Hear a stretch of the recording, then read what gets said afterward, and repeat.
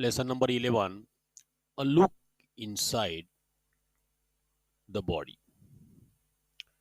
शरीराच्या आतमध्ये काय आहे ते आपण पाहूया. सांगा पाहू. Can you tell why does the chest expand when we breathe in? जेव्हा आपण श्वास घेतो तेव्हा छाती का फुगते? The chest expands when we breathe in because the air is taken inside the lungs. The doctor puts her finger on your wrist to feel your pulse. You too can feel your pulse. तर या ठिकाणी pulse म्हणजे नाडीचे ठोके असा अर्थ होतो. तर doctor ज्या वेळेला त्यांची हाताची बोटे आपल्या रिस्टवर ठेवतात तेव्हा त्यांना काय जाणवतं तर त्यांना आपल्या नाडीचे ठोके जाणवतात. आपणाला सुद्धा आपल्या नाडीचे ठोके जाणवू शकतात. What causes this problem?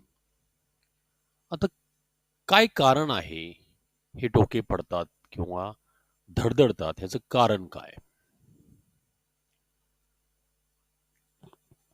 पुढच्या भागात इंटरनल ऑर्गन्स म्हणजे अंतर्इंद्रिय असा अर्थ होतो किंवा शरीराच्या आतले जे काय अवयव आहेत त्यांना आपण इंटरनल ऑर्गन्स असं म्हणतो.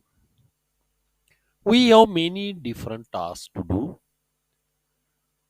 आपणास अनेक कामे करायची असतात किंवा वेगवेगळ्या प्रकारची कामे आपण नेहमी पार पाडत असतो. We use certain specific parts of the body to do them. आता ही कामं करण्यासाठी आपण काही स्पेसिफिक पार्ट्स म्हणजे विशिष्ट असे शरीराचे भाग वापरत असतो. Can you recall? तुम्हाला आठवतं का की गेल्या वर्षी आपण बॉडी पार्ट्स शिकलेलो आहोत. Which parts of our body do we use for the following? Seeing, walking, hearing and writing. यासाठी आपण कोणते शरीराचे पार्ट्स वापरतो तर पाहण्यासाठी we use eyes for seeing, legs for walking, ears for hearing, and hands for writing. What is meant by external organs and give some examples. आता शरीराच्या बाहेरच्या बाजूला जे दिसणारे अवयव आहेत किंवा जे शरीराचे भाग आहेत त्यांना आपण एक्सटर्नल ऑर्गन्स असं म्हणतो. उदाहरणार्थ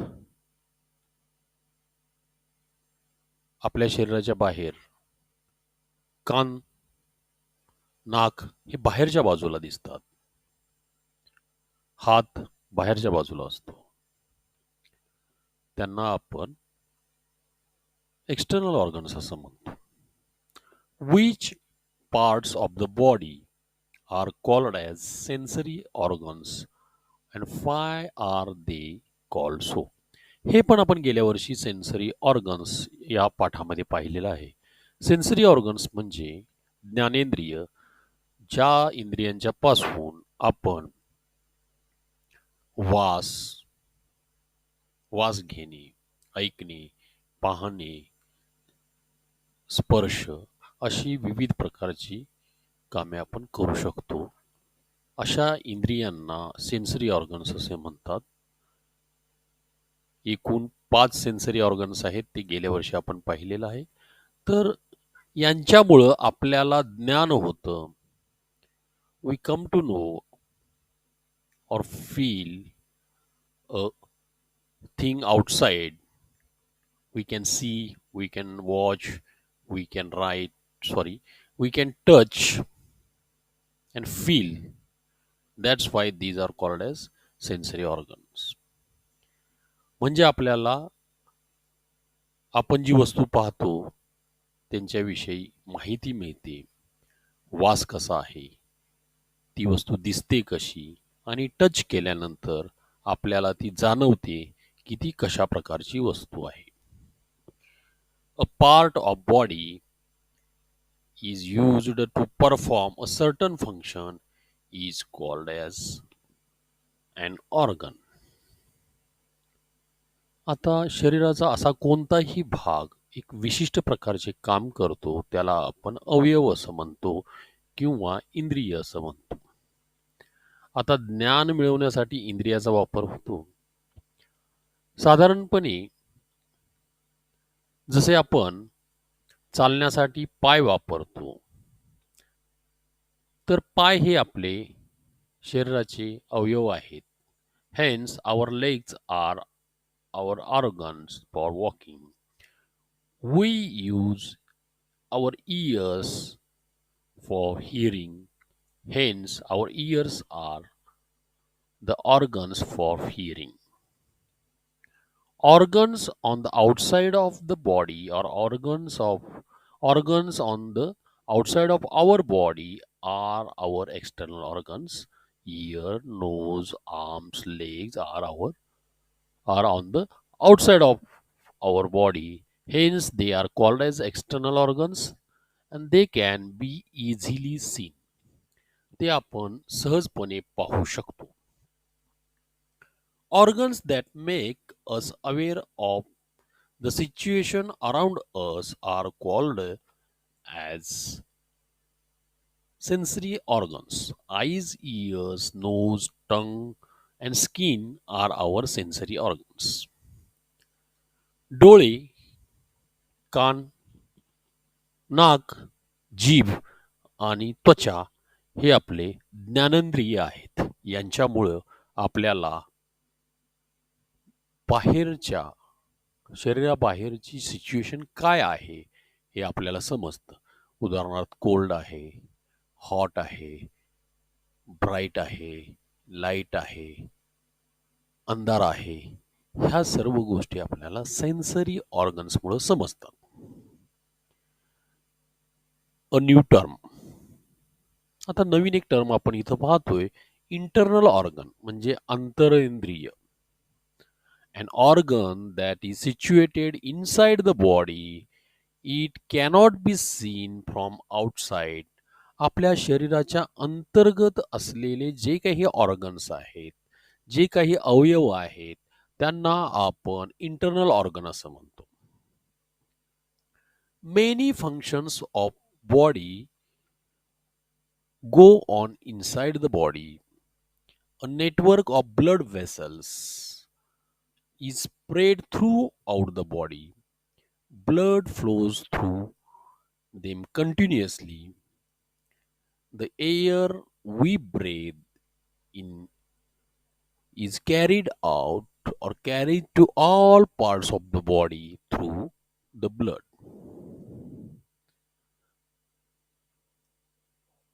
अशी अनेक कार्य आहेत जी शरीराच्या अंतर्गत होतात.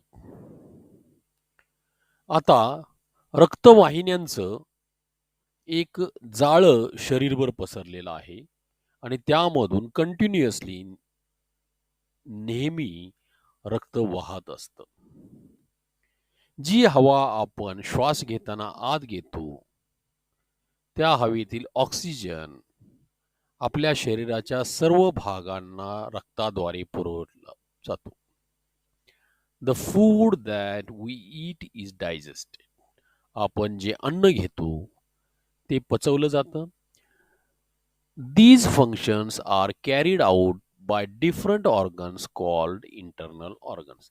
आता ही जी काही कार्य आहेत ती विशिष्ट अशा अवयवांच्या द्वारे केली जातात. त्यांना आपण इंटरनल ऑर्गन्स असं म्हणतो. Let us learn a few things about them. चला आपण त्यांच्याविषयी जाणून घेऊया. आता या ठिकाणी एक जार घेतलेला आहे आणि त्यामध्ये बिस्किट टाकलेली आहेत आणि ती बिस्किट तो जार जर उलटा केला तर काही बिस्किट मोडण्याची शक्यता असते.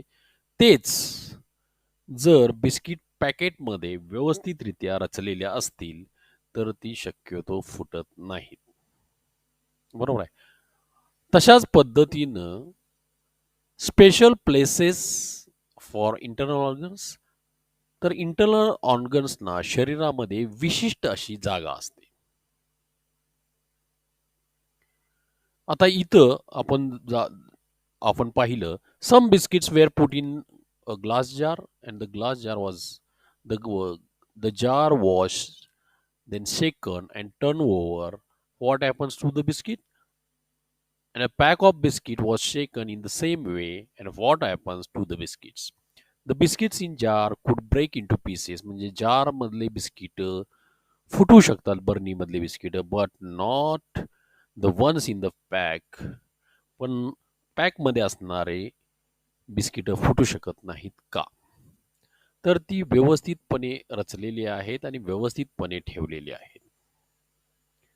आता या चित्रामध्ये आपल्या शरीरामध्ये असणाऱ्या विविध पोकळ्या, कॅव्हिटी, ज्याला आपण पोकळी असं म्हणतो, या दाखवलेल्या आहेत. क्रॅनियल कॅव्हिटी म्हणजे डोक्यात असलेली पोकळी, ज्याच्यामध्ये आपला मेंदू असतो. कवटीमध्ये असलेली पोकळी, ज्याला आपण म्हणू शकतो.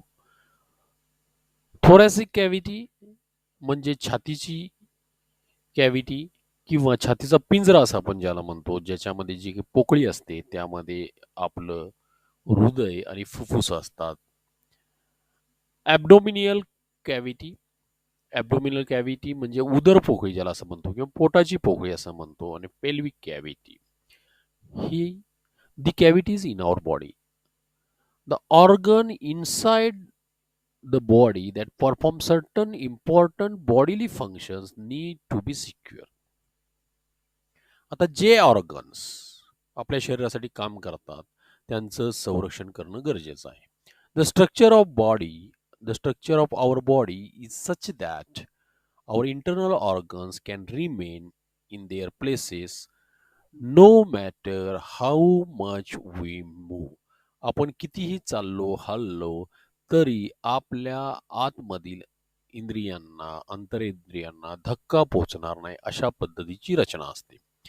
There are hollow spaces for these organs inside the head and the torso. They are called cavities. त्यांना पोकळ्या असं म्हणतो आणि ती डोक्यामध्ये आणि धडामध्ये या कॅव्हिटीज असतात. The cavity inside the head is called as cranial cavity. डोक्यामध्ये असलेल्या पोकळीला आपण क्रॅनियल कॅव्हिटी म्हणतो. Cavity in the torso has three parts. The cavity in the chest is called as thoracic cavity. The cavity inside the abdomen has two parts. There are the abdominal cavity and the pelvic cavity. अशा दोन cavities उदरामध्ये असतात किंवा पोटाच्या भागामध्ये असतात. All the internal organs of the body are situated in these cavities. All internal organs of the body are situated in this cavity. या कॅव्हिटीमध्ये आपले सगळे अवयव व्यवस्थितपणे बसवलेले असतात. They are situated in such a way that they will not leave their places and move here and there. अशा पद्धतीने बसवले असतात की ते हलून आपली जागा सोडत नाहीत.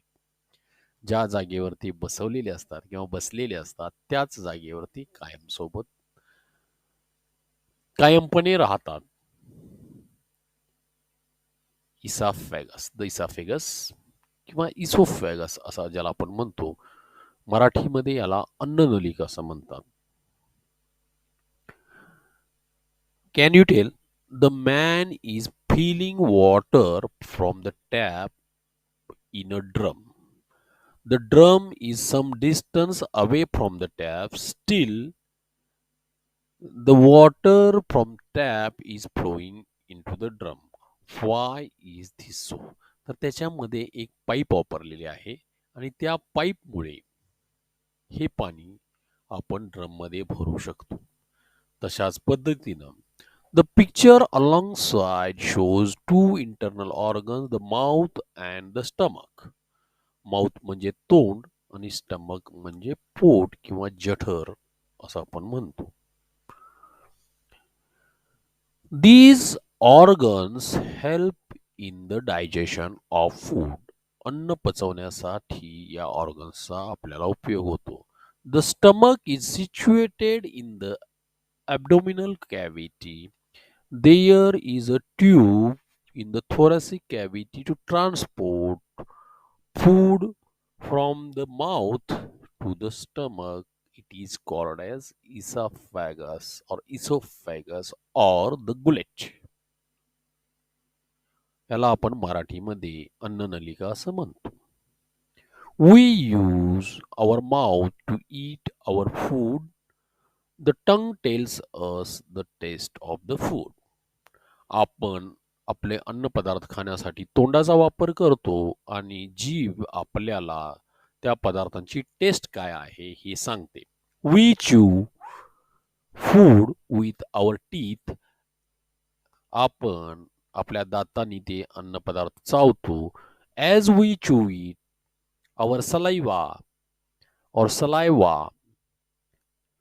mixes with the food.